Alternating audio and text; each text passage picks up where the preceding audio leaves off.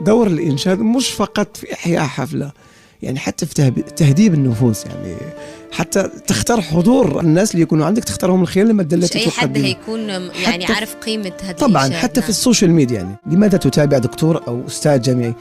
كي تستفيد من معلوماته ومن علمه الزاخر الموجود عنده، تستفد. في ناس عكس تماما هذا الفكر، تكون نشأتهم كانت سيئة، يحسوا أن الفضائح الموجودة والغناء الميوعي، يعني هناك غناء محمود يعني يستحب استماعه، وهو يحاكي أرواح الناس. حتى كما قلت لك في الحلقات التي مررت معك سابقا، أم كلثوم والأستاذ محمد عبد الوهاب والشيخ زكريا أحمد وكل هذا المطربين، يعني رغم أنهم غنوا في الغزل وغنوا للمرأة وغنوا للحب وللجمال، هذا لا يتعارض مع الدين أبدا. في بعض الأحيان مصطلح الحب في أشياء غير منطقية، نعم. وننظر على أساس أنها غير مقبولة. بالعكس، هناك أشعار مستحبة الاستماع ولا تغير في فكر الإنسان شيء.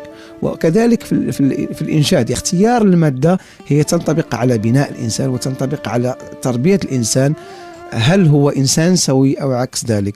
نحن نحاول إن شاء الله من هذا الباب كممارسين لمجال أو فنانين في المجال المديح والسماع والموشح، هدفنا هو إظهار الموهبة التي منحها الله تعالى، وكذلك مزاحمة السوق والتهريج الغنائي الموجود في الساحة، الذي أصبح هذا يعني عكس مسار التربية وعكس مسار الانتماء الديني واللي هو الإسلام. نعم. نسأل الله تعالى أن نوفق في ذلك، إن شاء الله. وأن تكون كل الفرق يعني لها هذا الهدف، الرسالة من أجل نصر الجمال المحمدي في كل تجلياته، سواء بالموسيقى التي تعتبر موسيقى روحية والتي تصاحب بعض الفرق، وكذلك سواء بالأصوات الجماعية التي استمعتم إليها قبل قليل.